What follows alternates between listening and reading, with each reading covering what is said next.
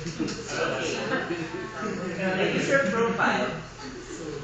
The target participant may be male or female, either high school level, college level, or a graduate student. She or he should be able to operate a computer, but should have little or no prior experience in using any audio or video editing software. And she or he should be able to read English instructions. Okay, the data collection method.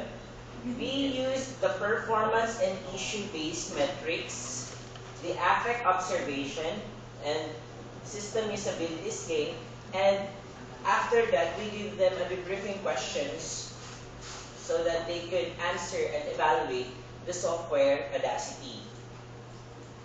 On the,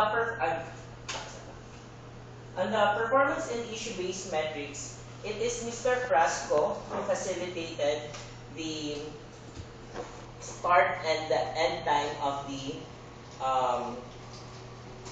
tasks. And he also the one who observes the the performance and performance of the user. And on the affect observation, it is Mr. Bascol who is the one who is the observer for the affect. So, as we have the possibility. No